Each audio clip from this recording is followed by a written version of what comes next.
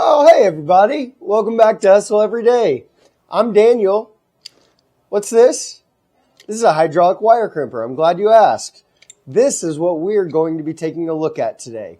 We're going to figure out if it's useful, if it's something that maybe you should have in your garage, or if it's something that a pair of pliers or vice grips would take the place of and work just fine. So with that said, let's flip the camera down, take a look at what you get in the box, and then we'll put this thing to the test and see if it's worth it. You could try to play, but you're never gonna beat me. Look the other way, what I'm doing ain't easy. Bloody hands stained from the people who deceive me. Muddy hands break through the chains, go free me. Looking for change, looking for pain. Pulling a mob, pushing a train. I'll never stop, stick to a lane. Pick up the pieces and go rearrange. I'll be the best above all the rest, put me to the test and expect nothing less. You check as I'm chess. All right, so here's everything we get in the box. It is a blown molded case, which is nice. And before we get into anything else, I meant to tell you that this tool costs $27. That's it, $27 for this whole tool. So if it's something you think you might need, I will put a link down below on Amazon, but we'll get into that in a couple minutes. So back to taking a look at what we get in the box. You get a number of different dies ranging from 4, I believe, all the way up to the largest being a 70. So you can crimp some pretty large crimps with this. These are all your dies. This is the actual crimper machine right here.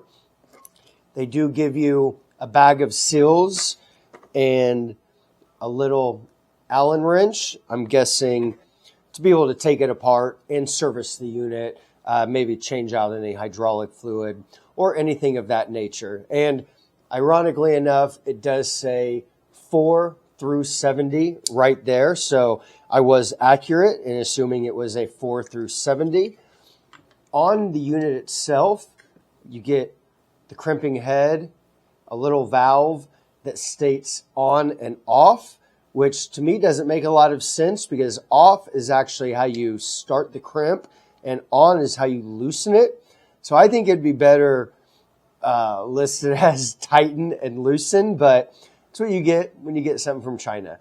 And then the only other potential issue I see is that the handle does not spring back or spring up on its own. So when you are crimping, you're going to have to do like a chopstick style crimp motion, or you're going to have to get this to where you need it to be, to where that is tight around your crimp. And then still you're going to have to start doing something like this because most likely you're going to be holding the crimp onto the wire while you're trying to do this. You're probably not going to have 2 hands to be able to go like this. So I would venture to say that this tool is probably going to be best utilized sitting at a table where you can actually kind of control the wire and control this unit a little bit better, maybe by setting it down on something while you're using it. Because if you're trying to crimp onto a wire that's maybe hanging, let's say a speaker wire, for example, and you have a little piece and it's hanging downward and you don't have a lot of movability with the wire, and then you take your crimp. Now this still has the plastic on it, but you take your crimp and you put it on there, there's a good chance it's going to want to fall off. And then if you're trying to handle this 4 or 5 pound tool and hold this and move this at the same time, it's probably going to get a little bit tedious. So again, I think this tool would be best used if you could set up your wiring beforehand and then take it and attach it wherever it is you need to attach it. Now, with that being said, let's go ahead and take a look at exactly how this works. But what I'm going to do is I'm going to take 3 pieces of wire and 3 of the same size crimps, and I have a pair of decent size vice grip pliers, some vice grips that we can actually leverage a clamp, and then this right here. We're going to crimp 3 of these onto 3 separate pieces of wire using our 3 different methods and we're going to see if this is a tool that everybody needs in their garage, or maybe it's kind of a specialized tool more for an electrician or someone working on larger wires, maybe somebody in the automotive industry doing battery terminals or ground terminals or something like that. But I don't know if it's going to be the tool that you want if you're doing like subwoofer speaker installs, a very small wires, smaller than maybe 4, 5, 6 gauge. This may not be the tool for you. So let's flip the camera down and see what we got. All right, so I want to be as fair as possible with this test. So I am going to strip the wire, and we're going to utilize this exactly the way that it would be utilized if we were doing it, on a car or in a house or whatnot. Obviously, wires are going to be stripped, so let's get the wires stripped. All right, that's done. Now, we are using a small gauge wire, so I went with the smallest dies possible, which are the size 4. And let's go ahead. And this is going to be a good example of what I was talking about. You're trying to crimp your wire. Okay, that's going to want to fall off. And if you're trying to hold this 5-pound tool, you can see I'm already having trouble doing it. Like, how am I going to balance this on here and this, get it on here, do this chopstick style? It's going to be tough. And that takes me back to my statement that it might be best used on a flat surface or something like that, where you can actually utilize both your hands, set the tool down, and then start the crimping process. And you see, it is a little bit of a tedious process. It's not extremely quick. Look, see, the wire just fell out. Great example of, if you're working in your car and the wire is attached and you're not able to move it a lot, this is going to be fairly tough. So let's get that wire back through there. This is where I think this is going to be better used on larger applications. I will say, it's really easy. But once you get down to the nitty gritty, you are going to need to use 2 hands. I think that's about it. The dies are pretty much touching each other, so let's flip it to the on, even though we're taking it off. All right. So I will say it is extremely flat.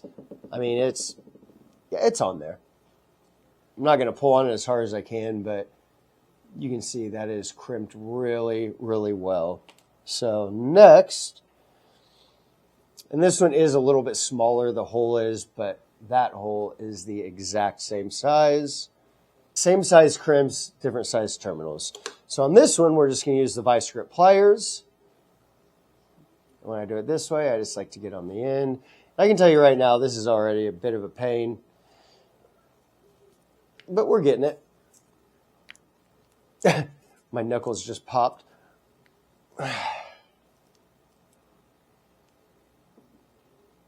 Yeah, it's crimped. Let's do a comparison here. So this is the hydraulic crimp and this is the pliers. Yeah, they both look really good, and that's in there too. That's not going anywhere. So third, and a larger terminal, but again, same size crimp. Let's use the vice grips. Probably one of my favorite tools around the garage. Let's get them tightened up here. There we go. That was a finger smasher right there. Okay, get this in here.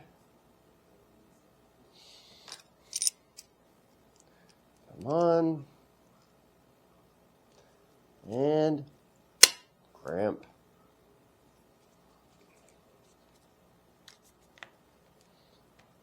And vice grips may not be the easiest. None of these options are the easiest, when you're working in tight places. But what we're looking at is, do you need a $27 crimper if you're just doing small jobs every once in a while? Or could you use something like this? And again, the vice grips, very flat, not going anywhere. So there are some pretty clear differences in what they look like. That's a hydraulic crimp. That's the vice grip pliers.